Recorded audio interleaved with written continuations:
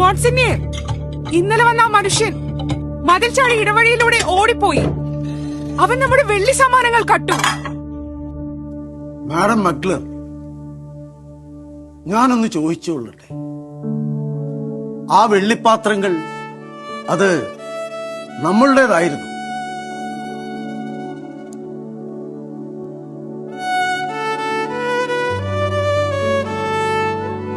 Madam മക്ലർ, ആ വെള്ളിപ്പാത്രങ്ങളും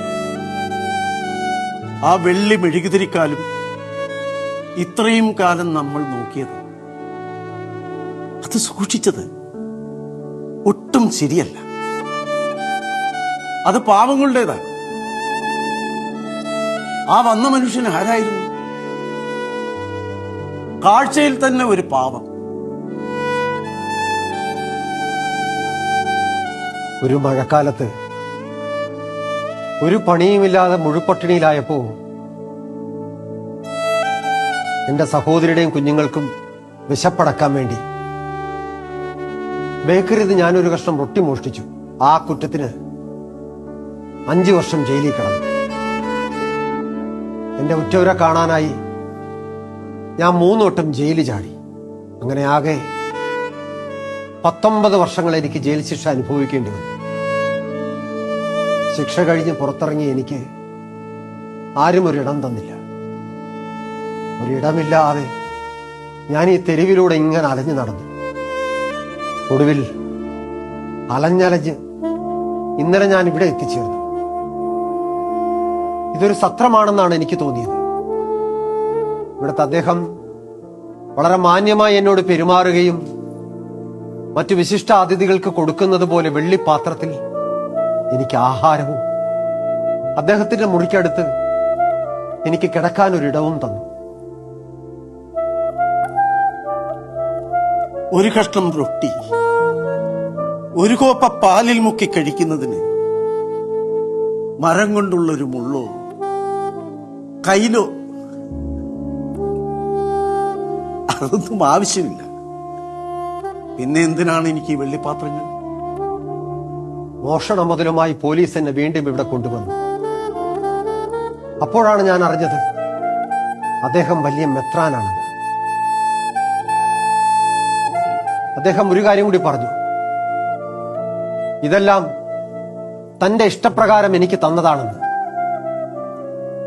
അങ്ങ് എന്തിനാണ് എന്നെ രക്ഷിച്ചത്?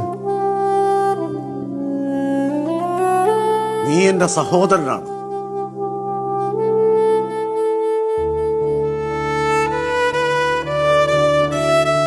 ഈ വെള്ളി മെഴുകുതിരിക്കാലുകൾ നിനക്ക് കൊണ്ടുപോകാം. ഞാൻ ആകെ വിറച്ച് അമ്പരന്ന് ഒരു പാവകണക്കായി. ആ മെഴുകുതിരിക്കാലുകൾ ഞാൻ കയ്യിലെടുത്ത് ചേർത്ത് പിടിച്ചു. നീ ഇനി ഇവിടെ വരുമ്പോൾ പിന്നിലെ തോട്ടത്തിലൂടെ വരേണ്ടതില്ല. തെരുവിലേക്ക് തുറന്നു കിടക്കുന്ന വാതിലിലൂടെ വരികയും പോവുകയും ചെയ്യാം. രാത്രിയും പകലും ആ വാതിൽ ചാരിയിടുകയോ കൂട്ടിയിടുകയില്ല. നിനക്ക് സമാധാനമായി പോകാം. ഒരു കാര്യം കൂടി അദ്ദേഹം ഓർമ്മിപ്പിച്ചു. ഒരു സത്യവാനായിരിക്കാമെന്ന് ഞാൻ സത്യം ചെയ്തിട്ടുള്ളത് ഒരിക്കലും ഒരിക്കലും മറന്നു പോകരുതേ എന്ന്. ഒരു കഥയുണ്ട്. വിശ്വസാഹിത്യകാരൻ വിക്ടർ യുഗോ ഫ്രഞ്ച് ഭാഷയിൽ എഴുതിയ ലേ മിസറബിള 1862 അദ്ദേഹം ഈ പുസ്തകം എഴുതുന്നത്. 1925 ശ്രീ നാലപ്പാട്ട് നാരായണ മേനൻ ഈ കഥ മലയാളത്തിൽ വിവർത്തനം ചെയ്തു. മാതൃഭൂമി അത് പ്രസിദ്ധീകരിക്കുകയും ചെയ്തു. ആ പുസ്തകത്തിന്റെ പേര് പാവങ്ങൾ എന്നാണ്. ഇന്ന് നമ്മൾ പറയുന്ന കഥ പാവങ്ങൾ. 100 വർഷങ്ങൾക്കിപ്പുറം 2025 മാതൃഭൂമി ഒരിക്കൽ കൂടി പാവങ്ങൾ പബ്ലിഷ് ചെയ്തിരിക്കുന്നു. ഇക്കൊല്ലത്തെ മാതൃഭൂമി അന്താരാഷ്ട്ര അക്ഷരോത്സവത്തിൽ മസ്റ്റ് റീഡ് എന്ന കാറ്റഗറിയിൽ പെടുത്തി ഈ പുസ്തകത്തെ ആഘോഷിക്കാനാണ് മാതൃഭൂമി തീരുമാനിച്ചിരിക്കുന്നത്. ഇത് എല്ലാവരും ജീവിതത്തിൽ ഒരിക്കലെങ്കിലും വായിച്ചിരിക്കേണ്ടുന്ന പുസ്തകം തന്നെയാണ്. ലോകത്ത് ഇന്നുള്ള എല്ലാ പാവങ്ങൾക്കും വേണ്ടി എഴുതപ്പെട്ടിട്ടുള്ള പുസ്തകമാണിത് എന്നാണ് വിക്ടർ യൂഗോ തന്നെ ഈ പുസ്തകത്തെക്കുറിച്ച് പറഞ്ഞിട്ടുള്ളത്. കഷ്ടത അനുഭവിക്കുന്ന, യാതന അനുഭവിക്കുന്ന മനുഷ്യർക്ക് ഈ പുസ്തകം എന്നും ഒരു പ്രചോദനമാണെന്ന്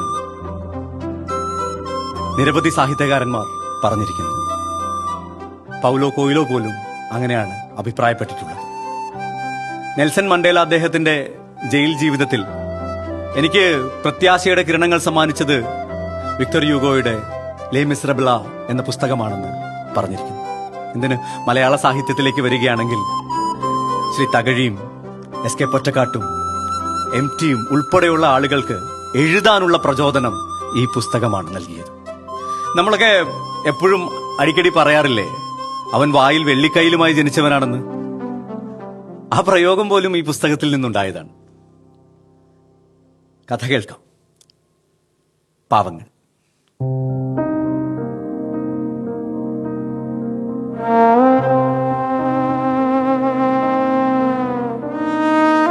ഫ്രഞ്ച് വിപ്ലവം ഒരുപാട് പേരുടെ ജീവിതത്തെ വല്ലാതെ ബാധിച്ചു. ഭവനങ്ങളും സ്വത്തുമൊക്കെ നഷ്ടപ്പെട്ട അനേകായിരം ആളുകളുടെ കൂട്ടത്തിൽ ഒരാളായിരുന്നു മൊസ്യു മിറേൽ. അദ്ദേഹം ഒരു വലിയ പ്രഭു കുടുംബത്തിൽ ജനിച്ച ആളാണ്, അധികാരി കുടുംബത്തിൽ ജനിച്ച ആളാണ്. പക്ഷെ ഈ നഷ്ടപ്പെടലിന് ശേഷം അദ്ദേഹവും ഭാര്യയും ഒറ്റപ്പെട്ട് ജീവിച്ചു. പക്ഷെ ഭാര്യയ്ക്ക് ഒരു ഹൃദ്രോഗം ഉണ്ടാവുകയും അവർ മരണപ്പെടുകയും ചെയ്തു. മിറിയലിന്റെ ഒറ്റപ്പെടലിൽ നിന്നും മിറിയൽ ഒരു കാര്യം തീരുമാനിച്ചു. ഇനിയുള്ള തന്റെ ജീവിതം പാവപ്പെട്ട മനുഷ്യരെ സേവിക്കുന്നതിന് വേണ്ടി മാറ്റിവെക്കണം,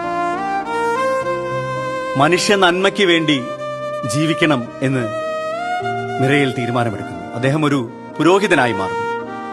ഇപ്പോ ഡീഞ്ഞ് എന്ന പട്ടണത്തിലെ മെത്രാനായി നിയമിക്കപ്പെട്ടിരിക്കുകയാണ് മൊസ്യു മിറിയേൽ. അദ്ദേഹം എങ്ങനെയുള്ള മനുഷ്യനാണെന്ന് ചോദിച്ചാൽ, അദ്ദേഹത്തിന്റെ അരമനയെക്കുറിച്ച് പുസ്തകത്തിൽ വർണ്ണിക്കുന്നു.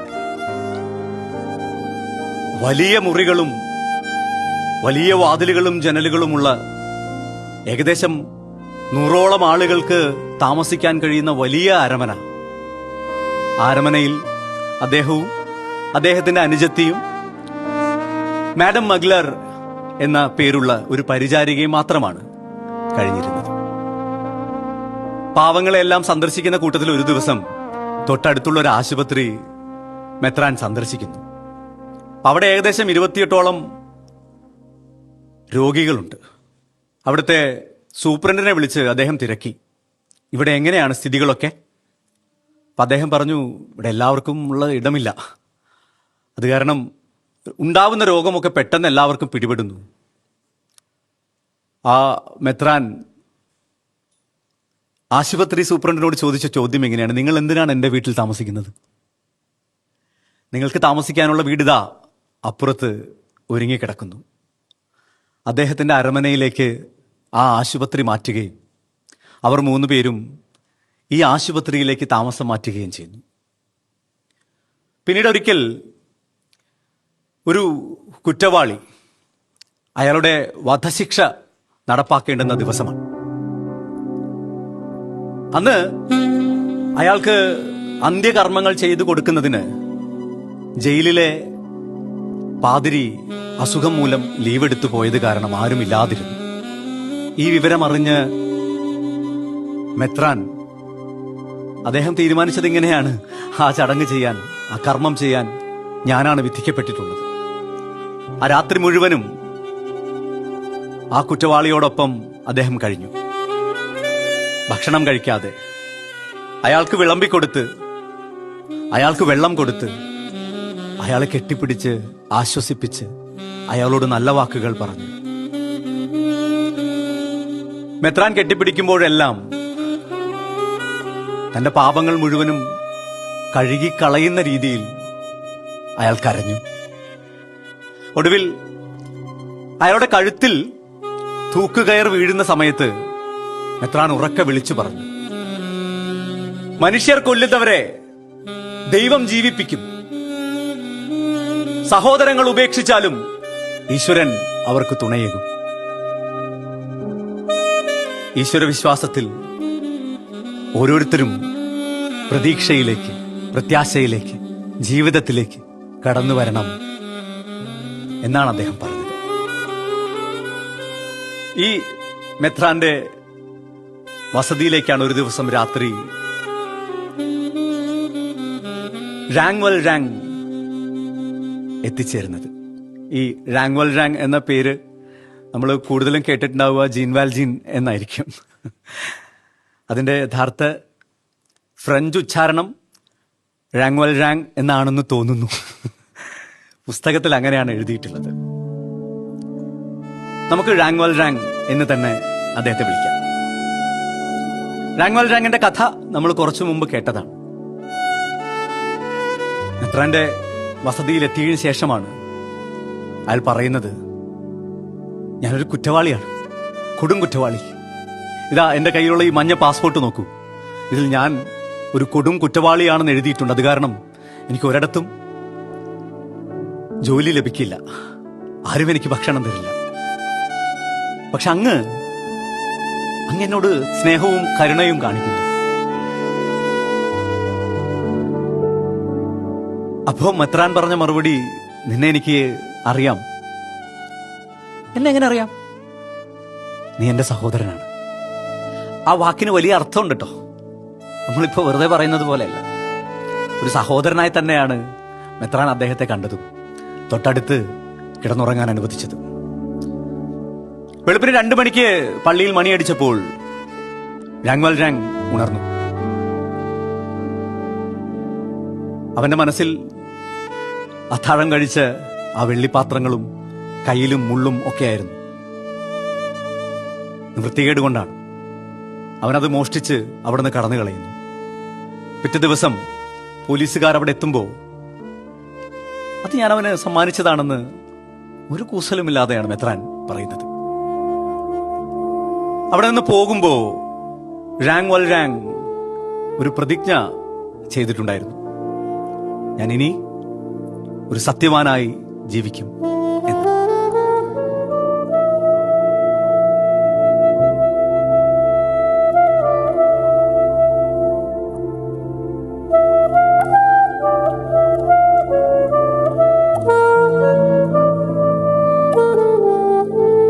മാൻഡ്രുവിൻ പട്ടണത്തില് കുറെ നാളുകളായി പൂട്ടിക്കിടന്നിരുന്ന വ്യവസായം പെട്ടെന്ന് ഉണർന്നെണീക്കുന്നു. പാവകൾ നിർമ്മിക്കുന്ന, വളകളും മാലകളും കമ്മലുകളും ഒക്കെ നിർമ്മിക്കുന്ന ഒരു വ്യവസായമാണ്. അതിന്റെ സാമഗ്രികൾ വാങ്ങിക്കുന്ന പണത്തിന്റെ ലഭ്യതക്കുറവ് കൊണ്ട് അടഞ്ഞു കിടന്നിരുന്നത്. എന്നാൽ ഇവയെല്ലാം റെസിൻ എന്ന ഒരു പുതിയ പദാർത്ഥം കൊണ്ടുണ്ടാക്കാമെന്ന് ഒരു അപരിചിതൻ കണ്ടെത്തിയിരിക്കുന്നു. അപ്പൊ അവരെല്ലാവരും, ആ നാട്ടിലുള്ള മുഴുവൻ ആളുകളും അതിനെക്കുറിച്ചാണ് ചർച്ച ചെയ്യുന്നത്. അത് കണ്ടെത്തിയ ആൾ മൊസ്യു മദലിയൻ 3 വർഷം കൊണ്ട് അദ്ദേഹം വലിയ ധനികനായി മാറുന്നു. ലളിത ജീവിതത്തിലൂടെ, പുസ്തക വായനയിലൂടെ ഒക്കെ ജനങ്ങളോട് അടുത്ത് ഇടപഴകിയിരുന്ന മൊസ്യു മദലിയൻ അവരുടെ മേയറായിട്ട് വരണമെന്ന് എല്ലാവരും ആവശ്യം ഉന്നയിച്ചു. അങ്ങനെ മദലിയൻ അവരുടെ നഗരപിതാവായി സ്ഥാനം ഏറ്റെടുക്കുന്നു. എല്ലാവരും ആദരിക്കുന്ന മൊസ്യു മദലിയനെ ഒരാൾ മാത്രം വിദ്വേഷത്തോടെയാണ് കണ്ടത്. അത് അവിടുത്തെ ചീഫ് പോലീസ് ഓഫീസറായിരുന്ന രാവേർ. ഈ രാവേറിനെ നമ്മൾ പഠിച്ചിട്ടുണ്ടാവുക ജാവർത്ത് എന്ന പേരിലാണ്. അത് ഫ്രഞ്ചിൽ ഉച്ചരിക്കുമ്പോൾ രാവേർ ആയിരിക്കുമെന്ന് വിശ്വസിക്കുന്നു. രാവേറിന് മാത്രം മൊസ്യു മദലിനെ അത്ര രസിച്ചിരുന്നില്ല. ഒരിക്കൽ രാവിലെ നടക്കാനിറങ്ങിയ മേയർ ഒരു അപായകരമായ കാഴ്ച കാണുന്നു. ഒരു വണ്ടിയുടെ അടിയിൽ ഒരു വൃദ്ധൻ പെട്ടി കിടക്കുന്നു. അതിന്റെ ചക്രങ്ങളിൽ കുരുങ്ങിയാണ് അയാൾ കിടക്കുന്നത്. തലേദിവസം പെയ്ത മഴയിൽ ചെളിയായതിനാൽ വണ്ടി ഓരോ നിമിഷം തോറും ഇങ്ങനെ താഴത്തേക്ക് താഴ്ന്നു പോയിക്കൊണ്ടിരിക്കുകയാണ്. ആ ഭാരം മുഴുവനും അയാളുടെ ദേഹത്താണുള്ളത്. പോലീസ് ഓഫീസറായ റാവേർ എവിടെ നിന്നോ ഒരു ജാക്ക് കൊണ്ടുവരാൻ കൽപ്പിച്ചിട്ട് കാത്തിരിക്കുകയാണ്. ജാക്ക് എത്തുമ്പോൾ ഈ വൃദ്ധന് ജീവനുണ്ടെങ്കിൽ വേണമെങ്കിൽ അയാളെ രക്ഷിക്കാം എന്നതാണ് അയാളുടെ മനോനില. ഇവിടേക്കാണ് മേയർ കടന്നെത്തുന്നത്. മേയർ വന്ന് നോക്കുമ്പോൾ ആളുകളെല്ലാവരും അകന്നു നിൽക്കുന്നു. ഈ വൃദ്ധൻ വളരെയധികം കഷ്ടപ്പെട്ട് ഞരങ്ങി അവിടെ കിടക്കുകയാണ്. അയാൾ അവിടെ നിന്ന് ഉടനെ തന്നെ വിളിച്ചു പറഞ്ഞു, ഇയാളെ ഈ വണ്ടി ഉയർത്തി രക്ഷിക്കുന്ന ആളുകൾക്ക് ഞാൻ പാരിതോഷികങ്ങൾ നൽകുന്നതായിരിക്കും. ഒരാളും അനങ്ങിയില്ല. അപ്പോ രാവേർ അവിടെ നിന്ന് വിളിച്ചു പറഞ്ഞു. ഒരു മൊന വെച്ചാണ് അദ്ദേഹം സംസാരിച്ചത്. ഇയാളെ രക്ഷിക്കണമെങ്കിൽ ഇനി ഒരാൾക്കേ കഴിയൂ, ടുണൂളിലെ ഒരു തടവുകാരന്. അത് മദലിയൻ അത്ര ശ്രദ്ധിച്ചില്ല, ആരെയും കാത്തുനിന്നില്ല. മൊസ്യു മദലിയൻ നേരെ ആ വണ്ടിയുടെ അടുത്തേക്ക് ചെന്ന് ആ വണ്ടി ഉയർത്തുന്ന ശ്രമത്തിലേക്ക് കടന്നു. അപ്പൊ എല്ലാവരും വിളിച്ചു പറഞ്ഞു, അരുത്, അത് ചെയ്യരുത്, അപകടമാണ്. പക്ഷെ അദ്ദേഹം പിന്മാറാൻ തയ്യാറായില്ല. അദ്ദേഹം ആ ഉദ്യമത്തിന് ഇറങ്ങി പുറപ്പെട്ടപ്പോൾ കണ്ടുനിന്ന മനുഷ്യരും ആ വണ്ടിയിൽ കൈവച്ചു. അങ്ങനെ എല്ലാവരും ഒത്തൊരുമിച്ച് ആ വണ്ടി ഉയർത്തി വൃദ്ധനെ രക്ഷിക്കുകയാണ് ഉണ്ടായത്. പൊട്ടിക്കരഞ്ഞുകൊണ്ട് ആ വൃദ്ധൻ പറഞ്ഞ വാക്കുകൾ ഇങ്ങനെയാണ്, ഞാൻ ദൈവത്തെ കണ്ടു എന്ന്. രാവേറിന് ഈ രംഗം ഒട്ടും മനസ്സിന് ഇഷ്ടപ്പെടുന്ന ഒരു കാഴ്ചയായിരുന്നില്ല. അദ്ദേഹം ഇയാളെ രൂക്ഷമായി നോക്കി അവിടെ നിന്ന് കടന്നുപോയി. ജനങ്ങളെല്ലാവരും മൊസ്യു മദലിയന് ജയ് വിളിച്ചു. 2 ദിവസങ്ങൾക്ക് ശേഷം രാവേർ വീണ്ടും മൊസ്യു മദലിയന്റെ മുന്നിലേക്ക് എത്തി. അപ്പോ അദ്ദേഹത്തിന്റെ കൂടെ ഫന്തീൻ എന്ന് പേരുള്ള ഒരു സ്ത്രീയും ഉണ്ടായിരുന്നു. അവൾ കുറ്റക്കാരിയാണ്. നാട്ടിലെ പ്രഭുവും അവിടുത്തെ വലിയ പരിഷ്കാരിയും പണക്കാരനുമായ ഒരാളെ ഇവൾ പരസ്യമായി അധിക്ഷേപിച്ചു എന്നതാണ് അവൾക്ക് പേരുള്ള കുറ്റം. പക്ഷേ മദലിയൻ പെട്ടെന്ന് തന്നെ തിരിച്ചറിയുന്നു, ആ സ്ത്രീ ഒരു സാധു സ്ത്രീയാണ്, അവളല്ല തെറ്റുകാരിയെന്നും. അയാളുടെ ഇംഗിതത്തിന് വഴങ്ങാത്തത് കാരണം അയാൾ കെട്ടിച്ചമച്ച കഥയാണിതെന്ന് അദ്ദേഹം പറഞ്ഞു. അല്ല, അവള് കുറ്റക്കാരിയല്ല, ഫന്തീൻ കുറ്റം ചെയ്തിട്ടില്ല. രാവേർ സമ്മതിച്ചില്ല, അല്ല, അവൾ കുറ്റക്കാരിയാണ്. അപ്പോ മദലിയൻ പറഞ്ഞു, ഇവിടെ തീർപ്പ് കൽപ്പിക്കേണ്ടത് ഞാനാണ്. ഞാൻ ഈ നഗരത്തിന്റെ പിതാവാണ്. ഞാൻ ആജ്ഞാപിക്കുകയാണ്, അവളെ എത്രയും പെട്ടെന്ന് വിടുവിക്കണം. രാവേർ അതനുസരിച്ച് അവിടെ നിന്ന് കടന്നുപോകുന്നു. അദ്ദേഹം ഫന്തീനുമായി സംസാരിക്കുന്നു. ഫന്തീന്റെ ജീവിതം കേട്ട് മദലിയൻ വിഷമിക്കുന്നു, സങ്കടപ്പെടുന്നു. കടം കയറി മുടിഞ്ഞ് അവളുടെ ജീവിതമോർത്ത് അയാൾ വേദനിച്ചു. അവളുടെ മകൾ കൊസത്ത് എന്നാണ് അവളുടെ പേര്. കൊസത്തിനെ ഒരു ധനികൻ ഇതുപോലെ അടിമയാക്കി വെച്ചിരിക്കുകയാണ്, അവൾ പണം കൊടുക്കാനുള്ളതിനാൽ. അപ്പോ മദലിയൻ പറഞ്ഞു, ഫന്തീൻ, നീ വിഷമിക്കേണ്ടതില്ല, നിന്റെ എല്ലാ കടങ്ങളും ഞാൻ വിട്ടു. കൂടാതെ നിന്റെ മകൾ കൊസത്തിനെ ഞാൻ കണ്ടെത്തി നിന്റെ അടുത്തേക്ക് കൊണ്ടുവരും. അവളുടെ ആനന്ദാതിരേകം, പാവം, അവൾ ബോധം കെട്ടുപോയി സന്തോഷം കൊണ്ടേ. അവൾ ഉണർന്നപ്പോൾ മദലിയൻ അത് തന്നെ തുടർന്നു, നീ ഒട്ടും വിഷമിക്കേണ്ടതില്ല, നിന്റെ മകളെ ഞാൻ കണ്ടെത്തും. പക്ഷേ ആ ഉദ്യമത്തിലേക്ക് മദലിയന് കടക്കാൻ കഴിയാതെ പോകുന്നു. മറ്റൊരു സംഭവം കൂടി അവിടെ ഉണ്ടാവുന്നു. റാങ് വൽറാങ് എന്നു പേരുള്ള ഒരു കൊടും കുറ്റവാളിയെ രാവേർ അറസ്റ്റ് ചെയ്തിരിക്കുന്നു. ഈ വാർത്ത രാവേർ തന്നെ മൊസ്യു മദലിയൻ എന്ന മേയറെ അറിയിക്കുന്നു. മേയർ അത് കേട്ട് ആകെ അസ്വസ്ഥനാവുന്നു. അയാൾ മനസ്സുകൊണ്ട് വിഷമിക്കുന്നു, വേദനിക്കുന്നു. രാവേർ പറഞ്ഞു, അറാസിൽ അയാളുടെ കുറ്റവിചാരണ നടക്കുകയാണ്. ഇന്ന് തന്നെ വിധിയുണ്ടാവും. മദലിയൻ കൂടുതൽ വിഷമത്തിലേക്ക് കടന്നു പോകുന്നു. അയാൾ എന്ത് ചെയ്യണമെന്നറിയാതെ തരിച്ചു നിന്നു. അയാളുടെ മുറികളിലേക്ക് ചെന്ന് അവിടെ സൂക്ഷിച്ചിരുന്ന വെള്ളി മെഴുകുതിരിക്കാലുകൾ കത്തിച്ച് അതിന് മുന്നിലിരുന്ന് അയാൾ പ്രാർത്ഥിച്ചു. അയാൾ ഒന്നിനുമല്ലാതെ മെത്രാനെ കുറിച്ച് ആലോചിച്ചു. എന്നിട്ട് ഒരു തീരുമാനമെടുത്തു. അപ്പോ കോടതിയിൽ വാദം നടക്കുകയാണ്. ജഡ്ജി വിധി പറയാൻ പോവുകയാണ്. രാങ് വൽജാങ്, നിനക്ക് ഇനി എന്തെങ്കിലും പറയാനുണ്ടോ? അയാൾ എന്തൊക്കെയോ പുലമ്പി. ആ സമയം വാദിഭാഗം വക്കീൽ എഴുന്നേറ്റ് 3 സാക്ഷികളെ കൂടി വിസ്തരിക്കാനുണ്ടെന്ന് പറയുന്നു. ആ 3 പേരും പ്രതിക്കൂട്ടിൽ നിൽക്കുന്നത് രാങ് വൽജാങ് തന്നെയാണെന്ന് ഉറപ്പിച്ചു പറയുന്നു. ഇത് കണ്ടുകൊണ്ടാണ് മദലിയൻ ആ കോടതി മുറിയിലേക്ക് കടന്നു വരുന്നത്. ഇത് കണ്ടുകൊണ്ട് അയാൾ പറഞ്ഞു, നിർത്തൂ.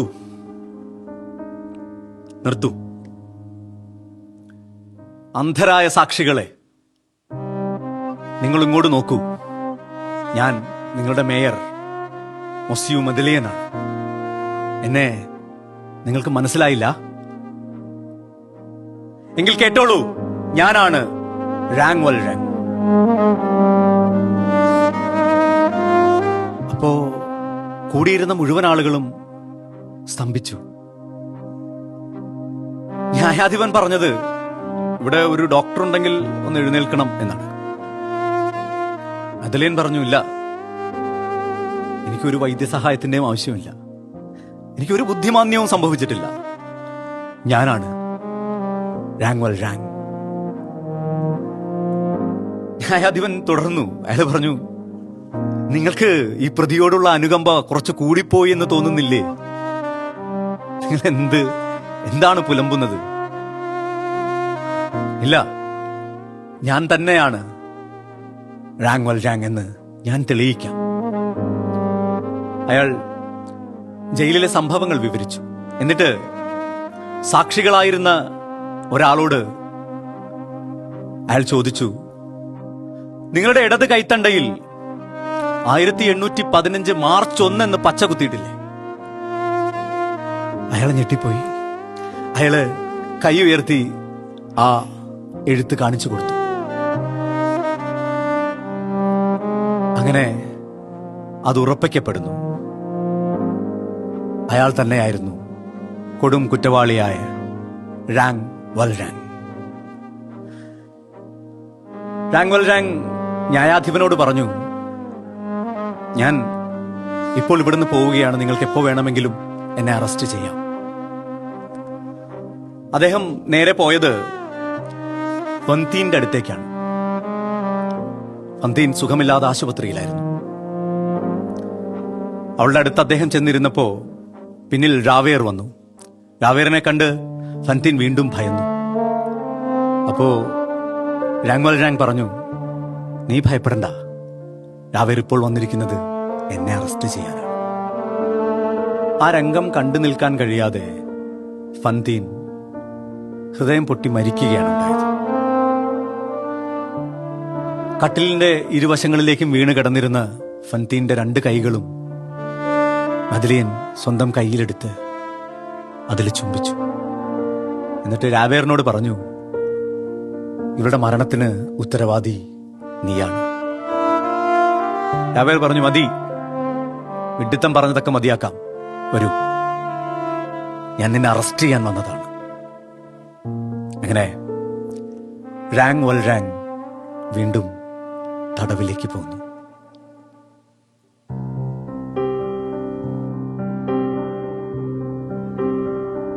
ഈ കഥ ഇത്രയുമാണ് നമ്മൾ ഇന്നിവിടെ പറയാൻ തീരുമാനിച്ചത്.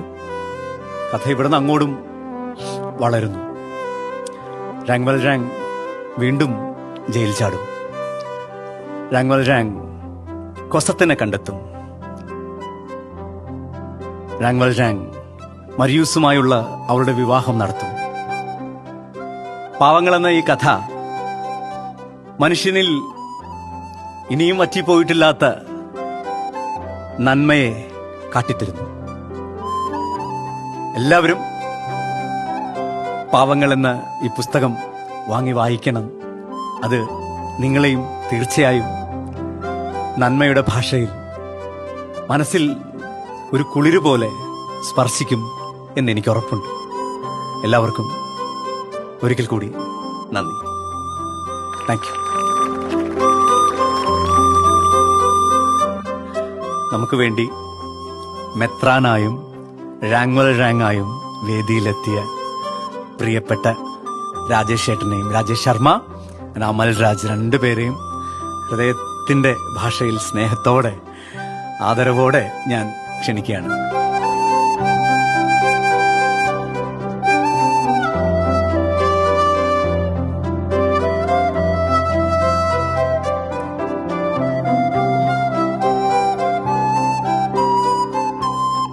പാവങ്ങൾ എന്നെ ഏറ്റവും കൂടുതൽ സ്വാധീനിച്ചിട്ടുള്ള, എനിക്ക് അത്ഭുതം തോന്നി ഇന്ന് ഇവിടെ അവതരിപ്പിച്ച ഒരു ഭാഗം തന്നെയാണ്. എന്തുകൊണ്ടാന്ന് വെച്ചാൽ അത് സ്കൂളിൽ വളരെ ചെറിയ കുട്ടിയായിരിക്കുമ്പോൾ പഠിച്ച ഒരു ഭാഗമാണ്. ഈ വിളക്ക് കാലുകളും ഈ വെള്ളി വിളക്കിന്റെ മോഷണവും വെള്ളിപ്പാത്രങ്ങളുടെ മോഷണവും അവസാനം ആ കുറ്റവാളിയെ രക്ഷിക്കുന്നതിനായി ആ മെത്രാൻ പറയുന്നത് ഞാൻ കൊടുത്തതാണ് എന്ന്. വലിയൊരു വാതായനമാണ്, ഒരു നന്മയുടെ ഒരു വലിയ ലോകമാണ് അത് തുറന്നു കാണിക്കുന്നത് നമ്മുടെ മുന്നിൽ. കഥ കേട്ടുറങ്ങാത്ത ബാല്യങ്ങൾ നമ്മൾക്ക് ആർക്കും ഉണ്ടാവില്ല. നമ്മളെല്ലാവരും കുട്ടിക്കാലത്തായാലും ഇന്നത്തായാലും ഏത് കാലഘട്ടത്തിലാണെങ്കിലും കഥകൾ കേട്ട് വളർന്നവരാണ്. വിവിധ സംഘർഷങ്ങളിലൂടെ നമ്മൾ സഞ്ചരിക്കുന്ന ഈ അവസ്ഥയിൽ ഒരേ മനസ്സോടെ ഏകാഗ്രതയോടെ നമ്മുടെ ക്രിയേറ്റിവിറ്റിയെ ഒന്നുകൂടി ഉത്സാഹിപ്പിച്ച് ഭാവനാ ലോകത്തേക്ക് കൂട്ടിക്കൊണ്ടുപോയ ഈ ഒരു അന്തരീക്ഷം സൃഷ്ടിച്ച എല്ലാവർക്കും ഒത്തിരി നന്ദിയുണ്ട്, ഒത്തിരി സ്നേഹമുണ്ട്. ഒരു കഥയുണ്ട്, കുറേ കാലങ്ങളായിട്ട് അതിൻ്റെ ഫോളോവറാണ് ഞാൻ. കാരണം ഭയങ്കര സ്റ്റോറി ടെല്ലിങ്ങിൻ്റെ ഒരു പുതിയ രീതിയാണല്ലോ. നമ്മളൊക്കെ പണ്ട് മുത്തശ്ശിമാരൊക്കെ പറഞ്ഞ കഥകൾ കേട്ടിട്ടുണ്ടെങ്കിലും ഇങ്ങനെ നമുക്കൊരു ലൈവായിട്ട് അല്ലെങ്കിൽ ഒരു ഓൺലൈൻ പ്ലാറ്റ്ഫോമിലൂടെ കഥ കേൾക്കുന്നു, പ്രത്യേകിച്ചും ഇപ്പോഴത്തെ പുതിയ പുസ്തകങ്ങളെക്കുറിച്ചും ഒക്കെ കേൾക്കുന്നു പറഞ്ഞാൽ അതൊരു ഫ്രഷ് ഐഡിയ എന്ന് മാത്രമല്ല, അതിൻ്റെ ഒരു ഫീല് ഭയങ്കരമായിട്ടുണ്ട്.